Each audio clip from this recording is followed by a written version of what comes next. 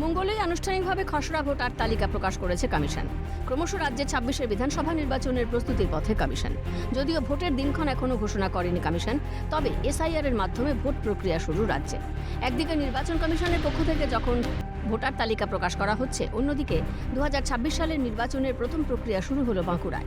সমস্ত রাজনৈতিক দলের প্রতিনিধিদের উপস্থিতিতে শুরু হলো EVM voting machine first level checking এর কাজ।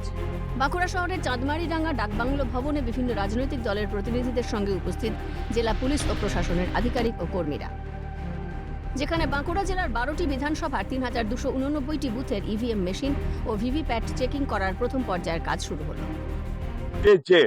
সমস্ত রাজনৈতিক দলের কর্মীদের নিয়ে কিন্তু আজ যেখানে ইভিএম, সেই ইভিএম কিন্তু সেখানে কিন্তু প্রথম পর্যায়ে তা কিন্তু চেকিং হচ্ছে এবং এখানে বিভিন্ন রাজনৈতিক দলের কর্মী রয়েছে, সাধারণ মানুষ রয়েছে।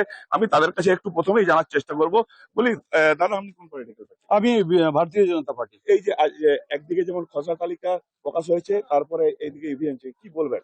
আজকে দেখুন ফার্স্ট লেভেলে আমাদের ভোটের দামামা বেড়ে গেছে। ফার্স্ট লেভেল আমরা আজকে চেক করব যে ফার্স্ট লেভেলে যে আমাদের ইভিএম মেশিন গুলো ঠিক আছে কিনা, এবং সেগুলো অ্যাপ্রুভ হওয়ার পরেই আগামী দিনে সেগুলো সমস্ত ইসিতে যাবে এবং নির্বাচন প্রক্রিয়া শুরু হবে।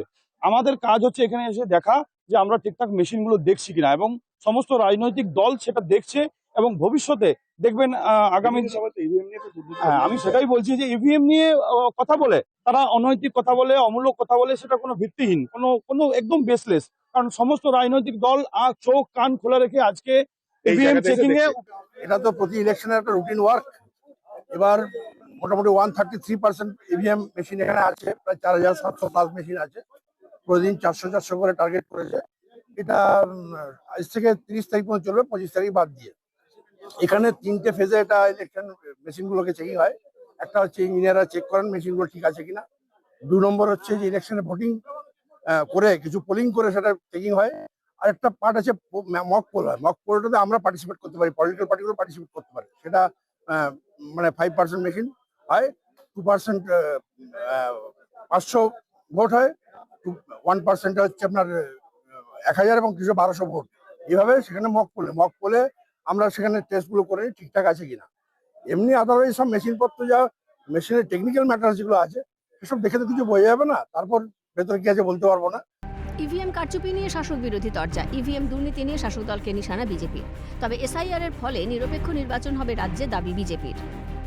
ভিভিপ্যাট, বিইউ, সিইউ এগুলো আজকে ফার্স্ট লেভেল চেকিং হচ্ছে। পরবর্তী পর্যায়ে সেকেন্ড লেভেল চেকিং এবং ফাইনাল চেকিং হবে ইলেকশন নির্বাচনের কয়েকদিন আগে, যেটা বলে র্যান্ডম কমিশনে। ইভিএম কারচুপি রুখতে তৎপর শাসক দল, বললেন বাঁকুড়া শহর তৃণমূল কংগ্রেসের সাধারণ সম্পাদক তাপস সেন্দাল।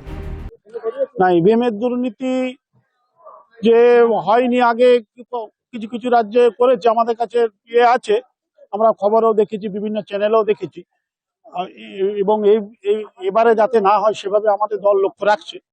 ২৬শে নির্বাচনে 1 ইঞ্চি জমিও ছাড়তে নারাজ শাসক বিরোধী উভয় শিবির, ফলে তার প্রস্তুতি শুরু এখন থেকেই।